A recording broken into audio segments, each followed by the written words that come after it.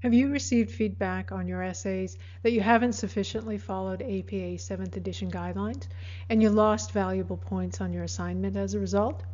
If that's happened to you or you want to avoid that happening, you may find this video helpful. I'm Susan Stevens. I am an adjunct professor and a part-time faculty member in the Department of Family Studies and Gerontology at Mount St. Vincent University. I've been teaching part-time at the Mount since 1999, and I have marked hundreds of papers. As a professor, it is a great pleasure to read a well-researched, well-thought-out, and well-written essay. How you present your paper, in other words, the style or format, is an important part of how well received your paper will be. That's what this video is about. I have had a number of students tell me they think the most important part of their essay is the ideas, the argument, and the knowledge and analysis they present.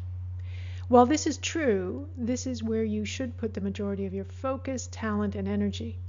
There is no question, however, if you want to ensure your essay is presented well with little to no distracting errors in format, grammar, or spelling, you need to pay attention to the style and format which you use for your paper.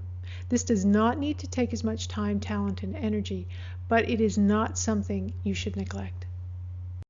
Imagine you were giving someone you care about a gift for a special occasion. You spent a lot of time researching their likes and dislikes to find just the perfect gift, something they would love and enjoy, and by its nature, it tells them how much they mean to you. This is where you focus most of your time, talent, and energy, and rightly so. But then you need to package it so they get to enjoy the suspense of what it might be and the pleasure of unwrapping or unboxing it to discover this special gift from you. You want the entire experience of gift giving and gift receiving to be one of joy, delight, and discovery for the person who is receiving your gift and for you as the gift giver. You wouldn't wrap it in garbage bags or in so many layers of wrapping paper the person can't find the actual gift. You want the packaging to add to the gift, not take away from it. Think about your essay like the gift. You have spent a lot of time researching, thinking, and writing. You don't want the packaging of your paper to take away from the content and all your hard work. In this video, my goal is to help you go from the paper on the left, which is very difficult to read because of all the errors in formatting and APA style, which makes the content hard to understand. I want you to write a paper that appears like the one on the right. You might think, why bother pay attention to APA guidelines? I will never use them outside of the university. That may in fact be true if you do not go on to do another university degree. I can, however, tell you that if you go into any type of human service work in your career, you are going to be writing, and the vast majority of organizations where you may work will have their own style guidelines. Organizations want any document or client chart or letter or web page to appear professional and reflect well on their organization. In human services, we need to build trust and confidence not just in us as professionals, but in our organizations. All the organizations I have worked for in my career, whether they were small not-for-profits or large organizations like government or the health authority, had style guides that all employees were required to follow. The discipline you develop now in university regarding the packaging and formatting of your assignments will serve you well throughout your career. The publication manual of the American Psychological Association, 7th edition, published in 2020, contained guidelines used for scholarly writing. These are the guidelines most often used in the behavioral and social sciences, and it is the style guidelines required in the Department of Family Studies and Gerontology at Mount St. Vincent University. It's important to know that APA style guidelines provide guidance for the entire paper. The 7th edition has 427 pages. It's a detailed style guide. Do you need to know everything contained in those 427 pages? No, but you do need to know some basics. It's important to remember the APA provides guidance on more than just citations and reference lists. It covers margins, it covers the information and format of the title page, headers, footers, page numbers, and much more. In this video, we'll cover the basics. In my courses, I follow the APA 7th edition guidelines for student papers. I've created a sample paper that we'll walk through throughout the video. Most of the guidelines are the same whether it is a student paper or a professional paper for publication, but there are a few important differences, beginning with the title page. So let's examine the title page for student papers. Your essays should be on 8-inch by 10-inch size paper, which is standard letter size. You should leave a 1-inch margin on each side of the paper. A variety of fonts are permitted in APA style, but not everything goes. APA requires, for the most part, you use a sans serif or serif font for readability. And depending on which of these fonts you use, you should use a 10 to 12 point size. For example, if you use a sans serif font such as Calibri or Arial, use font size 11. If you use Lucinda Sans Unicode, use font size 10. If you prefer a serif font such as Times New Roman, use 12-point size. For Georgia, use 11-point size, and if you use normal Computer Modern, use a 10-point size. Always use black font. Do not submit papers with green print or blue or purple or pink colored fonts. Use the same font throughout your paper. Now, notice page numbering starts on the title page and should be in the top right corner of each page thereafter. The title of your paper should be bolded and centered on the page, right to left, about 2 inches from the top of the paper. There should be 2 double line spaces between your title and your name. Your name, the department and university name, the course number, and name, the professor's name, and the submission date should all be double line spaced and centered right to left on the page. This in front of you is a perfect title page and a great start to your essay. Now, on your second page, you should also have 1-inch margins. Page number 2 in the top right corner, and you should include your title again at the top of this page only. You will only do that on this page. Note the title is in bold and in title case.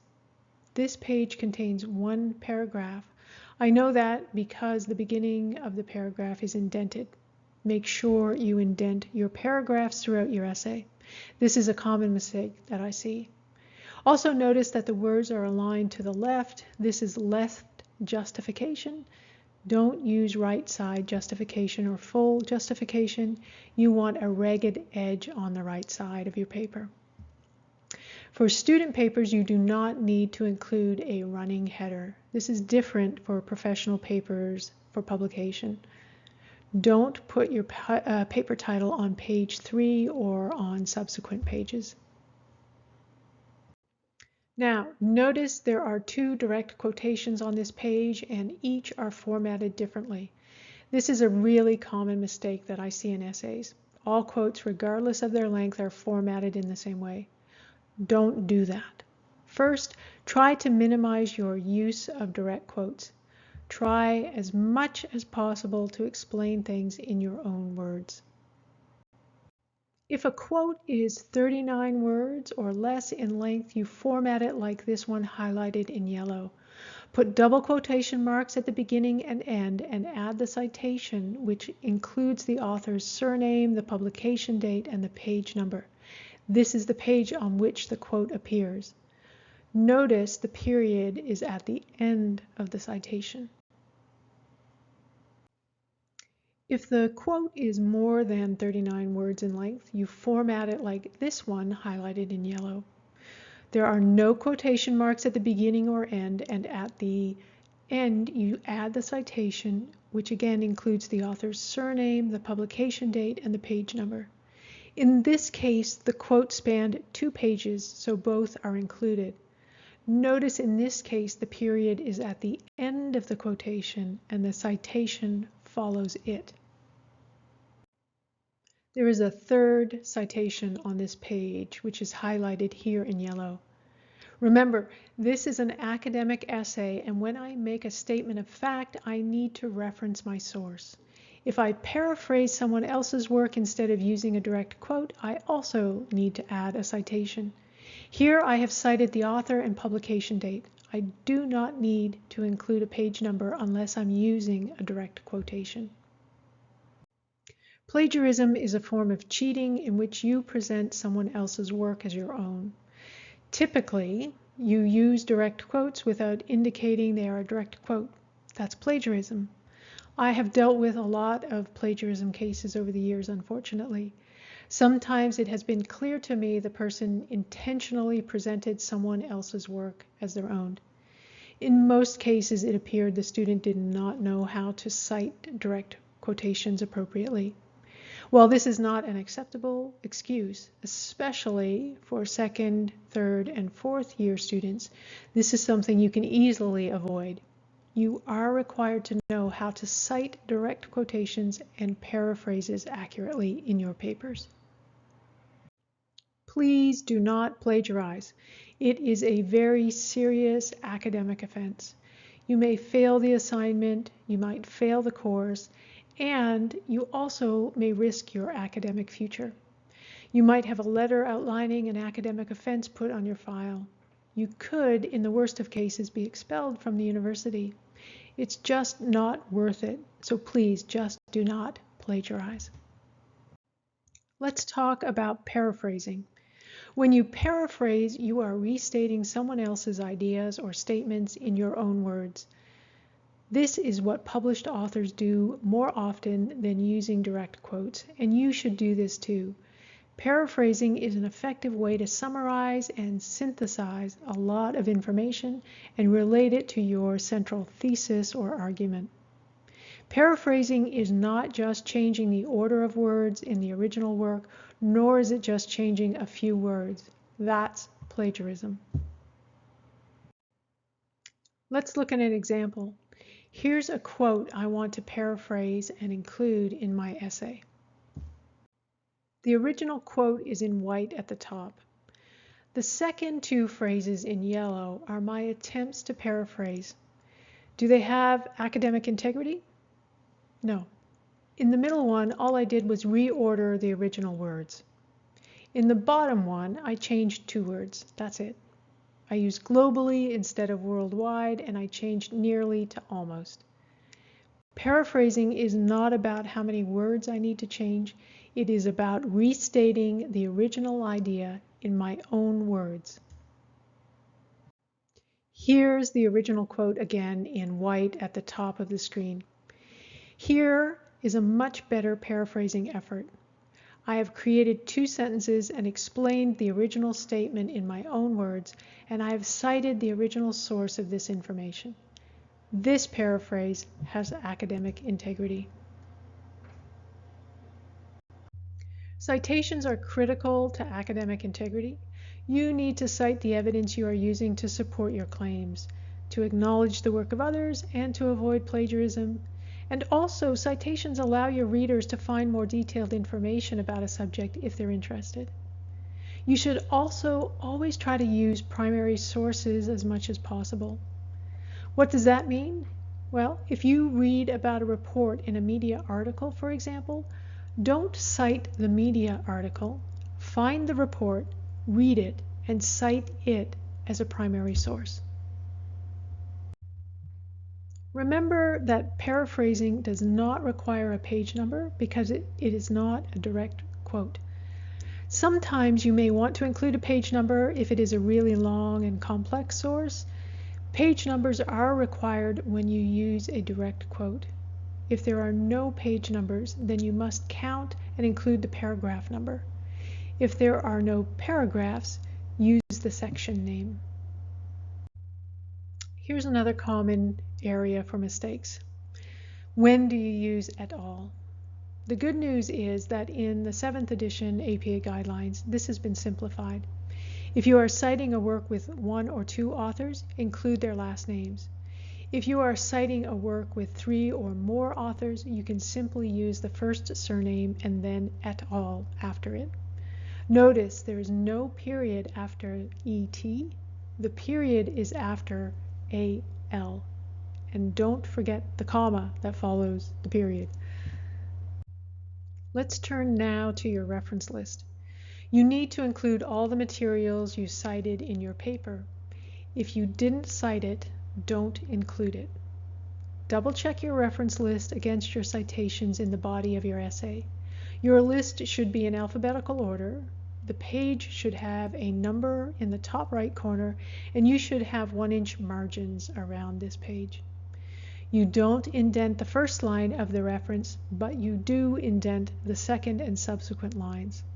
You also double line space throughout the reference list.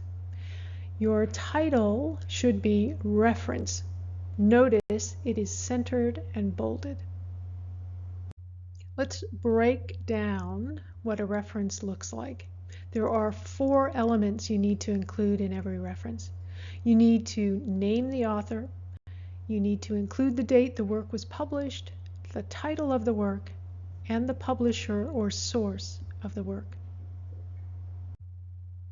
Here's an example.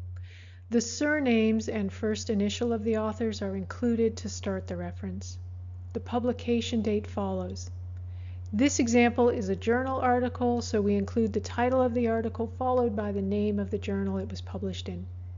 Notice the journal title is italicized. The title of the journal article is not. I've also included the DOI number.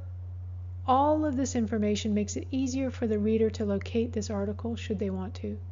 It also lends credibility to your argument that this is an academic source, so we should be able to trust the integrity of this information. Here are a few common examples of citations and how to format them.